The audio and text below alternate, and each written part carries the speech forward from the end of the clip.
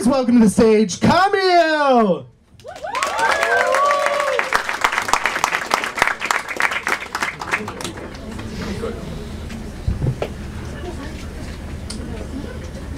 Thank you, Marek. Hi guys, hi, my name is Kamil. Nice to be here again. Nice to be back here. I haven't been here for a while. You know, I've had some medical issues. I don't know. Does anybody recognize me? Has anybody seen me? Nice to know. I've had some medical issues. I've had problems with my liver, so I won't be drinking with you today. Sorry about that. But I got a hepatitis, and you know, I had like jaundice, so my face was yellow for a couple of weeks, and I just couldn't be here without my white privilege. So here I am again with my white privilege. But I'll tell you who I blame for the hepatitis. I blame Marek. Marek told me Natasha is cheap, safe, reliable. She wants cheap, I'll tell you that. A lot has changed. I've put on a lot of weight, as you can see. But for those of you who have never seen me, I will introduce myself. I'm Polish. I know, shit happens. What can you do about it? But I know I don't really look Polish. I've been told. And I decided I had to do something about it, you know, and especially in a country like Poland, which is, you know, obsessed with the idea of true Poles, true Polishness. So I had to do something about it. And I used to do all kinds of things to prove I'm Polish. I used to carry a Biedronka bag with me. At all times it was my passport. These days what I do is I just sprinkle a little bit of this special perfume, fragrance that smells of żurek and kielbasa. So I figure if I can't look Polish, I want to at least smell Polish. Yeah. At this point, some of you are wondering, like, what about the accent? Where does that come from? And a lot of you are probably thinking, oh, he must have worked in the UK as a construction worker, builder or something. I mean, I know I'm built for it, but I learned English in a more traditional way by watching a lot of films, listening to a lot of music, and drinking a lot of tea. Iced tea, but still. And I used to listen to a lot of these great British bands, you know, such as Led Zeppelin, the Beatles. I've always been a huge fan of the Beatles. I loved their music and was listening to a lot of their music so much, in fact, that I got a nickname after one of the Beatles. I got a nickname after Pete Best. Exactly. It's because nobody has a fucking clue who he is, just like me. But you are right, I have been to the United Kingdom. I have been to England. And you know, I'm not one of those people who goes to a country and never learns to speak the language, does not integrate. I integrated maybe too well, because after a while I started coming back to Kraków for stag do parties and just getting pissed, and walking around shirtless the square and vomiting near Mariacki Church. Perhaps a little bit too integrated. I have been to Wales as well, but I was unable to integrate that well because I could never fuck a sheep.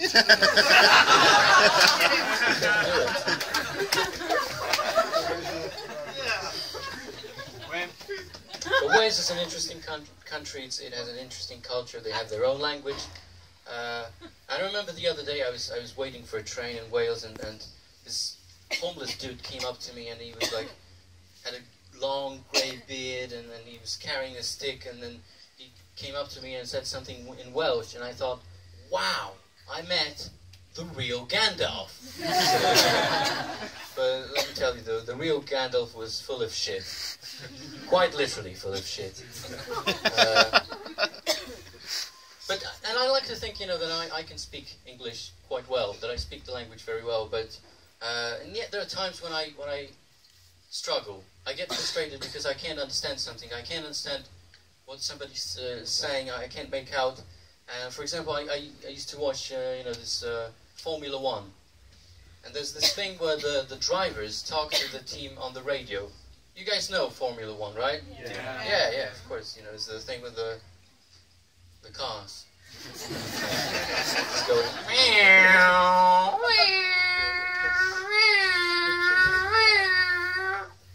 My mom always used to think that there was a fly in the room. But you know, I like Formula One is, first of all, it's a sport where, you know, they got some of the fastest cars in the world, some of the best technology available, best drivers in the world, and the drivers still need to ask their team for directions, even though they're driving in a fucking circle. But I could never make out what they were saying, because to me, each time it sounded something like this. 1, 2, 3, 1, 1, 1, 1, 3, 3, 3, 3, 2, 1, 1, 1, 1, 3, 3, 2, 2, 2, 1, 3, 2, 1, 3, 3, 2, 1, 1, 1, 1, very fast. And then the Polish commentator would explain and say something like, Lewis Hamilton says that he's ran out of fuel. And I was like, really? Just make that up because you have no fucking idea what we're talking about either. I don't know. So I can't drive. I don't drive. I never learned to drive. But my dad has been, you know, he's always tried to encourage me to take up driving lessons. And I remember one day he even said like that I could be the next Michael Schumacher. Although by that he probably meant that I would end up in a coma. Oh! I know there's some Germans here. But I like other sports. I like what, you know, we call football, or as Americans say, soccer. Yeah, soccer. Yeah, soccer. I like the sport. I like watching also like interviews with players and managers and my favorite all-time manager is Jose Mourinho.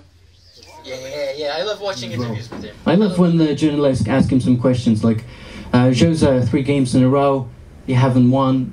What are your thoughts? And he's like, my thoughts? My thoughts on what? On the match? You know, this is football. Sometimes you win, sometimes you lose. Just like in real life. You know, I think I am special. I think we have a special manager, me. I have special qualities. You know, I am not arrogant. I am simply the best. Better than all the rest. Better than anyone. I think so. I think so. Yeah. Love Jose Mourinho. The other day there was the story about a Spanish dude, like an IT guy who came to Kraków because he just wanted to have fun, like as you do in Kraków, right?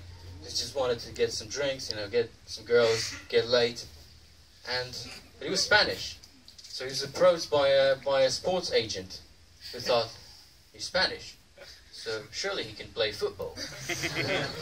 So the sports agent approached him and you asked, "Are you Spanish?" And the guy went, "Sí," because he was Spanish, so he couldn't speak English.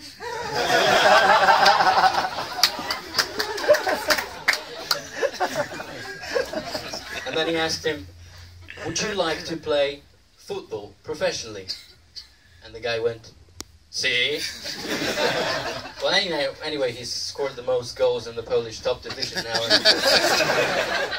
I guess you could say that he came here to score, and he succeeded. You could say that. Yeah. You know, I was watching sports with my dad also the other day, and I can't watch sports with my dad because, you know, whenever we watch sports, he always like comes up with some of these conspiracy theories. Like, he never accepts that we're shit at football. He always just blames the referees.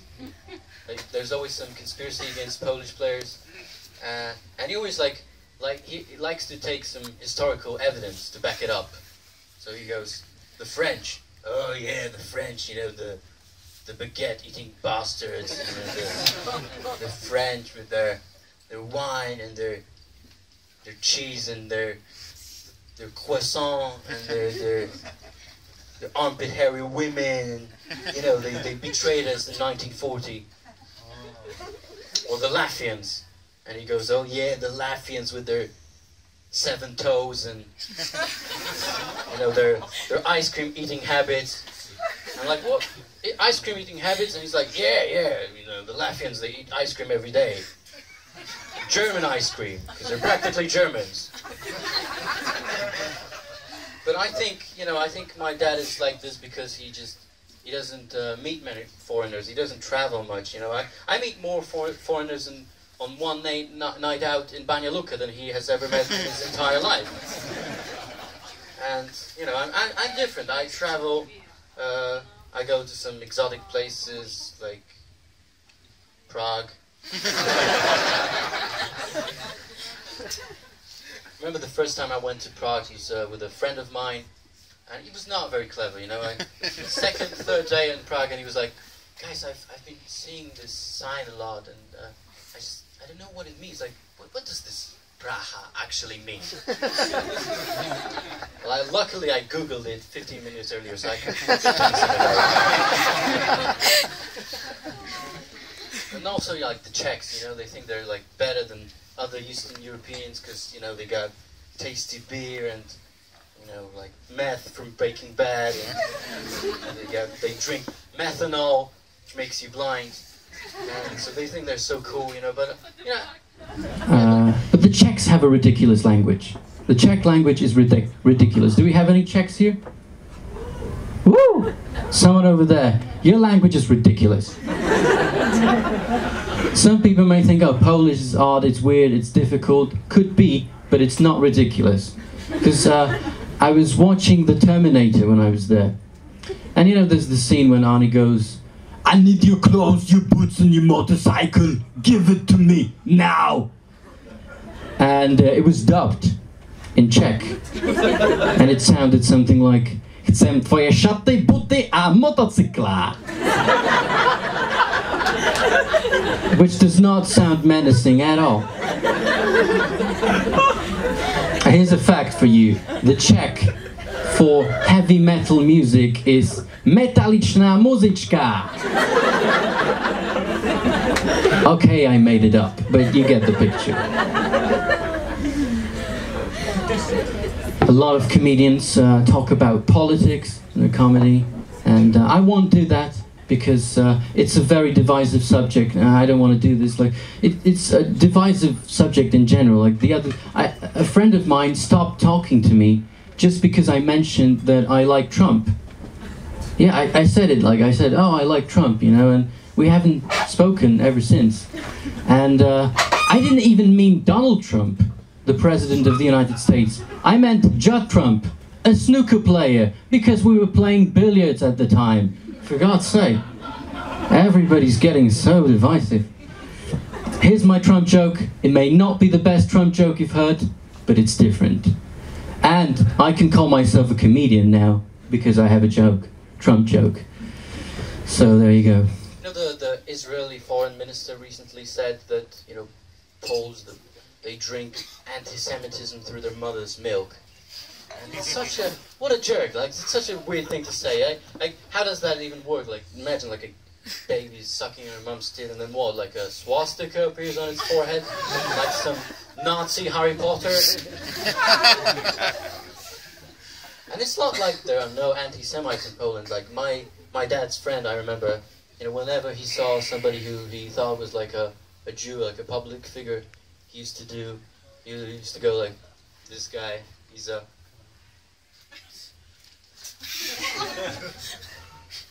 That was a sign for the Jew, you know. I think it's meant to symbolize the beard. But why is it floating around? It was a very windy day at the synagogue. Maybe he means that he's not a real Jew. And it, you know, like the sideburns are glued on, so they're just peeling off. I don't know. So I've done jokes about Jews. I think I can take it a step further. So I had this joke about the gypsies, you know. sorry, I've forgotten. I got a sheet. Got it written down somewhere. Because I was talking to these two Romanian guys, you know, we were talking about the gypsies. I think they must have stolen the joke.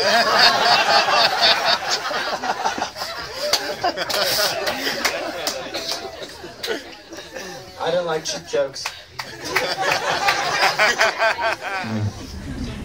Yeah, I should stop making maybe these jokes about nationalities because it's really cheap, you know. Except maybe Germans. Let's stick with the Germans. Yeah. It's a shame there are no Germans here. It's really a shame. But you know, usually when there are some Germans in the room, there's a bit of tension because everybody is thinking, is he going to talk about the thing? The thing, you know, the historical event. You know, the event that happened a long time ago. You know, the event that brought about so much pain and death and misery.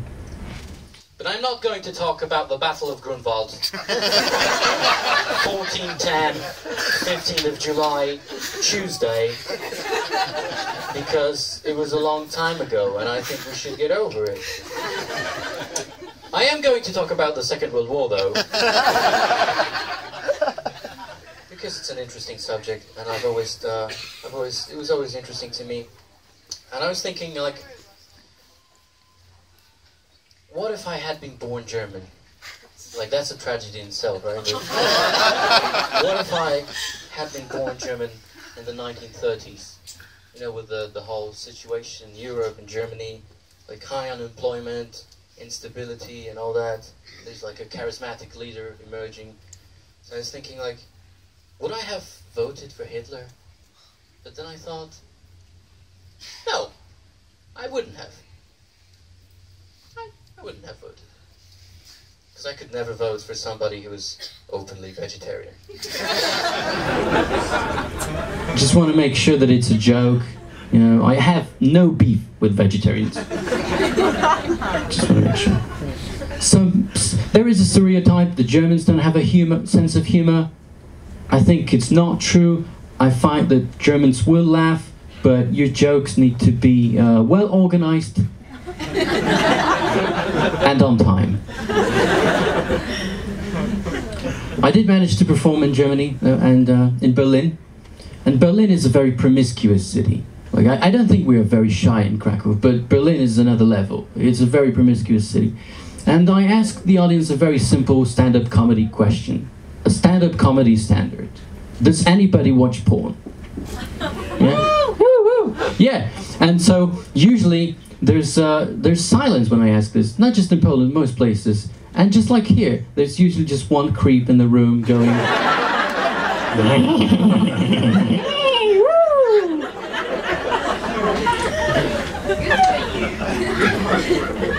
But I was performing in front of a group of kids who was 14 or 15, and they were from Sweden or Denmark. They were from Scandinavia. And they're more liberal, so they all went, woo! Just like that guy. But what was surprising to me, striking, was the teachers also went, woo! And I thought, wow, that's Scandinavia. They probably watch porn together during classes. I used to be as enthusiastic about porn as they are, but I am not anymore, you know, because let's face it, porn is boring. Like, it's bad. Like, most of it's just terrible. The acting is terrible. The screenplays are awful. Like, it's always the same stories, just a guy with a pizza comes in. What's that? I'd like to watch some porn film of artistic value, like directed by great artists, like Roman Polanski, Woody Allen, what? Or with Kevin Spacey in it. He's a great actor. He's a great actor. I'd like to watch a porn film with some interesting screenplay. So let's say something like Pulp Fiction. So first you get the cum shot, and then the story how it happened. I'd like to watch a porn film that will make me cry. you know, I already have tissues on my bedside table anyway, so... Okay guys, you've been wonderful, and... Thank you guys, that's all from me.